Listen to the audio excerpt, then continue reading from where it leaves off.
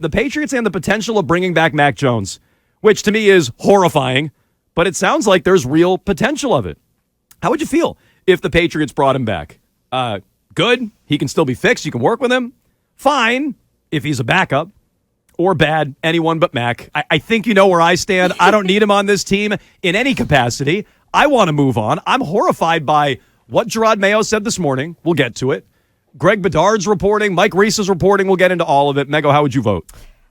Honestly, I'm a little bit leaning towards you. Like, I want to say fine as long as he's not QB1. Like, I don't think he has demonstrated that he'd be a toxic personality in the locker room and that he'd be toxic to a young quarterback if you're taking someone with your high draft pick.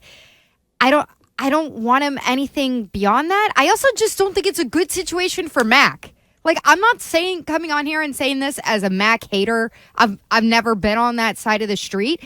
I just think the relationship between the two sides, even if Belichick is gone, if they bring Mac back and they're trying to make him into some kind of redemption project along the lines of a Baker Mayfield or a Jared Goff, those guys both had to go off to different destinations to find something in themselves again to be starting quarterbacks. And they also achieved greater heights than Mac did before his downfall with the Patriots. Won a playoff game in Cleveland for the first time in ages and then got the boot because of Deshaun Watson coming in the door. And the other one went to a Super Bowl with the Rams and then got booted over to Detroit so they could get Matthew Stafford.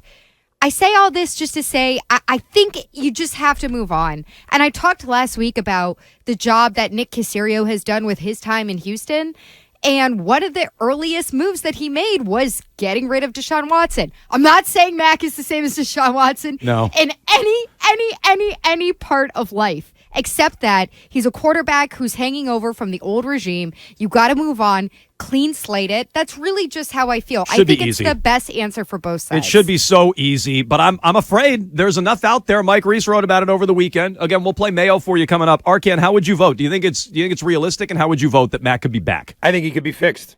I think that's perfectly reasonable belief to have. And if you disagree, look at Tua Tagovailoa. Are you still drunk from your birthday weekend? Is that what's going on? You think he can be fixed? I absolutely think he can be fixed. This is a guy who got a team to the playoffs and was a Pro Bowler. I know it's not really a Pro Bowler, but someone who showed that he has talent, someone shows that he has ability, and I think that he deserves an opportunity with a real offense. I don't think you just throw him back out there with a crap offense like he had the last 2 years, but I do think he deserves another chance. You have him on another year, and most importantly, I don't really like any of these quarterbacks in the draft. So I don't think that going way out of your way to draft one of these guys and assume that he'll be better than Mac was his rookie year or even, the last 2 years is a guarantee. I just don't think so. So I'd be all right with bringing him back. I think a new regime would do him well. And I think if you surround him with some weapons like drafting Harrison or bringing in Evans or one of these other receivers, then you might see him get back to his earlier form. And I think that that's very possible. And it happened with Tua in Miami. I think it could happen with Mac.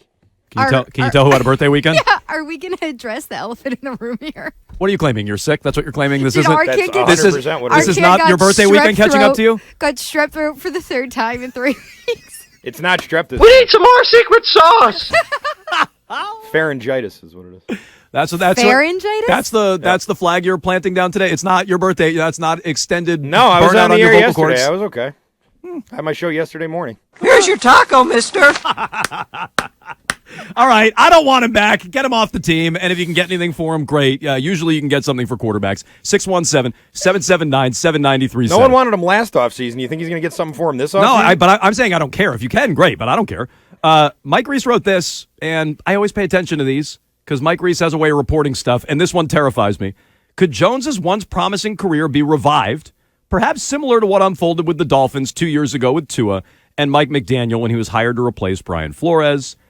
Mayo is leaving all possibilities open, mentioning Jones and Zappi, who replaced Jones as the starter in mid-December. He said, and this is a few days ago, we'll tell you what he said this morning with Greg Hill, those guys have things they can do, and it's about improving and developing. He then cites Ryan Fitzpatrick on Amazon Prime's pregame show, leading into Pats and Steelers that Thursday night game, said he was broken. He compared it to how his former teammate, Tua, was quote-unquote broken by the way Flores treated him and coached him before McDaniel came in and restored his confidence. Mayo then went on to highlight the importance of personal connection, mental health, etc., with Mike Reese. Here's what Gerard Mayo had to say this morning about Mac Jones. And again, I don't love what I'm hearing because I don't want him back. Did Mac Jones struggle when it came to that leadership role? Well, I'm not saying that. What I will say is, when I think about Mac, he obviously has talent. The confidence of a player is very fragile, especially these players now. Like I'm an old man or something like that. Yeah. But confidence goes a long way. And honestly, as I continue to evaluate, as we continue to evaluate as a coaching staff, like we'll see. But you know these guys can play football. Like they're here for a reason. It's not like we went over to Brockton High School and just pulled some people over here, right? Yeah. These guys are players, and at the end of the day, there has to be a shared vision. There has to be, the players have to really feel like they are being heard. They have to feel like they have some stake in the game plan. So if it doesn't go right, the accountability piece starts to show up. Okay, the Brockton stuff was uncomfortable in that interview. But he's, I think, breathing life into the Mac Jones idea. And that's on the heels of what Greg Bedard reported over the weekend. A lot of Mac stuff flying around. Let's see. Bedard, citing anonymous team sources, wrote Jones's appearance at Mayo's press conference drew a chuckle. Quote, he was in workout gear, which is ironic since he cleared out his entire locker at the end of the year. Not a single hanger, completely empty. And I mean, come on, the team source told Bedard. Everyone's watched him play. They've watched him act like a prima donna. The team is sick of it. Everyone's sick of it. So hopefully Mayo is in that camp, knowing the team is sick of it. We can break down that report if we want to and how real it is. But all I know, I'm watching Patrick Mahomes, and I'm like, this is what it used to look like. This is how it used to be. Your quarterback on the big stage, just letting another team choke and making big plays and then watching the other team crap themselves. That was the Patriots. Mahomes was Brady. And now I might have to deal with another year of Mac. Like, I have no interest in that. No interest in that. Hey. The prima donna that everybody's sick of, Yes, no interest. hello. And I'm afraid the team's going to do it, Mego. I'm afraid. I do hear the Mayo stuff. My immediate reaction was, well, he's not saying it, when he's like, I'm not going to say that, but he also didn't not say it. And so I hear like a quarterback's confidence is fragile, or just any young player's confidence is fragile. I'm kind of like, but is it that way for everyone?